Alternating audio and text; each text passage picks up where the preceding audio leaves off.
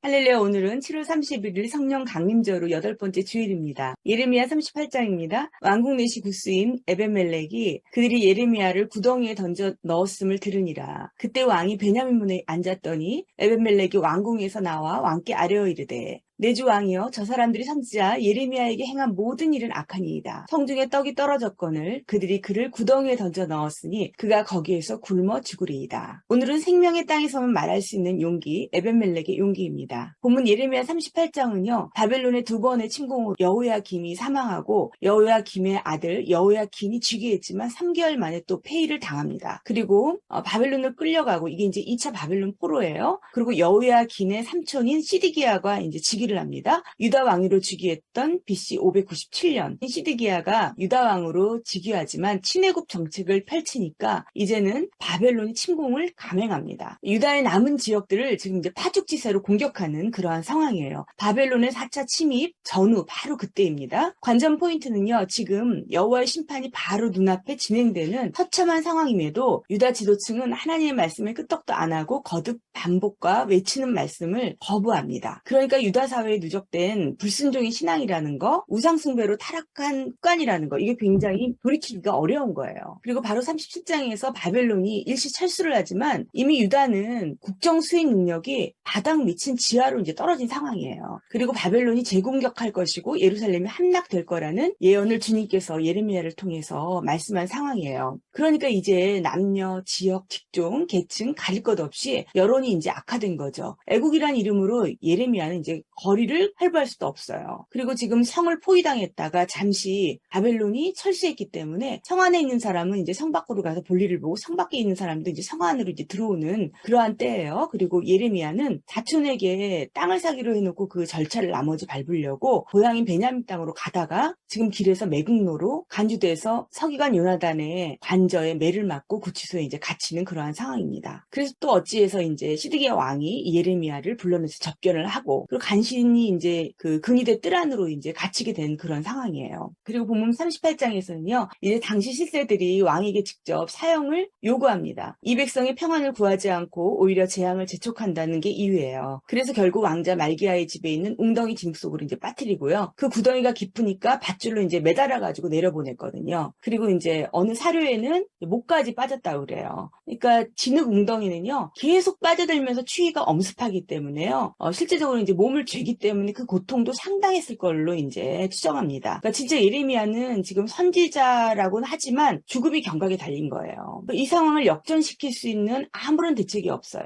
지금은 전시 일보 직전, 그냥 브레인 포그 상태예요. 그러니까 뇌에 안개가 낀 것처럼, 요즘에 이제 코로나 때문에 그렇다 그러는데요, 그냥 하면서 이제 공포 속으로 밀려가는 거예요. 이럴 때 아무도 주목하지 않는 한 사람, 이방인이 등장합니다. 그는 어떻게 유다에 흘러들어왔는지 몰라요. 구스 사람이에요. 우리가 구스 사람 그러면요, 모세가 구스 여인을 취하했더니 미리암과 아론이 비난하였더라. 우리가 출애굽기 할 때 그 민수기 말씀을 알 수 있죠. 구스 사람은요, 아프리카 에티오피아인이에요. 그러니까 피부가 까맣죠. 그런데 이제 신앙인이었던 거예요. 지금 예레미야는 사형에 해당하는 중징계로 웅덩이에 빠졌고요. 그것도 유다 구관들이 만장일치 속에 결정된 사항이에요. 이 실세 집단은 왕조차 내가 무슨 힘이 있겠소 하고 그대로 내어줬거든요. 그런데 이방인 에베멜렉이 여기에 토를 단 거예요. 이것은 정면 도전이죠. 이런 걸 바로 내부 총질이라고 그러죠. 위에서 당에서 다 결정이 끝났는데 지금 나라가 풍전등화의 상태인데 이 에벤멜렉의 눈에는요, 이게 잘못된 걸로 보이는 거예요. 그러니까 너무나 위험한 발언을 한 거죠. 그러니까 하나님의 시각으로 보면 이런 이방인을 하나님은 준비하신 거예요. 그러니까 혈통적 유대인이기는커녕 비방을 받기에 합당한 구스인이고요. 하나님을 믿는다는 유대인 고관들은 예레미야를 지금 매국노로 거짓 선지자로 몰아서 사형을 지금 언도한 상황에서요, 이 이방인의 눈에는 그게 다 잘못된 거예요. 그래서 용기를 내서 말한 거예요. 혼자 탄원한 거죠.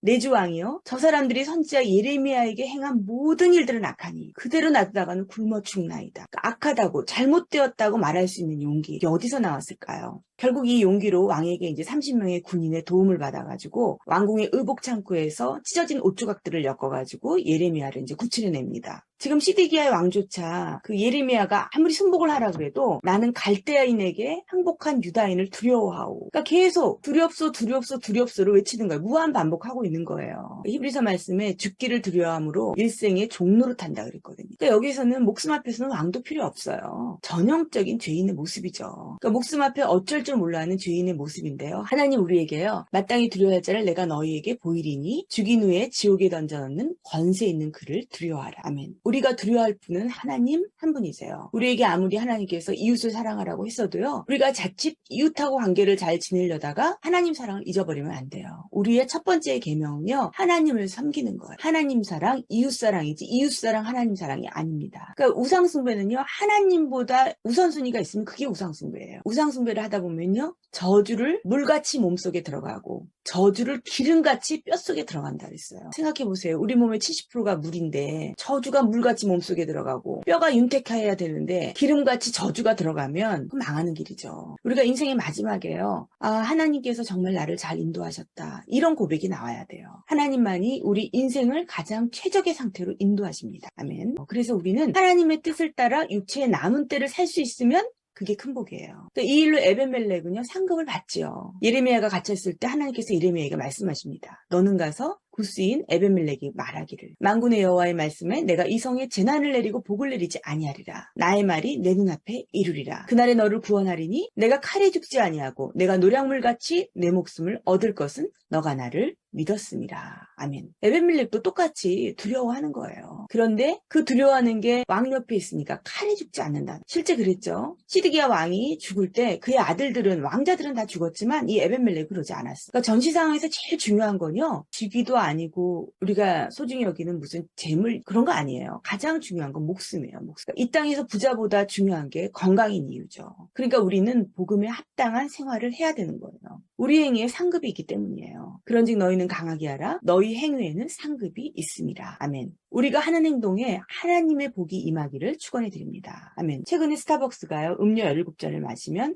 서머 캐리백 고객 증정 행사를 했어요. 그런데 여기서 발암 물질이요. 기준치보다 훨씬 있더라서 사과문을 기재하고 뒤수습하는 기사를 제가 읽었습니다. 그러니까 그 과정에서 스타벅스 코리아 측이 포름알데히드 검출 사실을 알면서도 이 행사를 진행했다라는 거예요. 그러니까 이 행사의 지분을 다 가지고 있는 신세계까지 그 이미지 이제 타격을 같이 받고 있습니다. 이게 다 멈출 수가 없어서 일어나는 거예요. 우리가 그때는 그랬지만 지금 보니 틀렸더라. 이게 변명같이 보이지만요. 그래도 그렇게 말할 수 있는 용기가 필요한 거죠.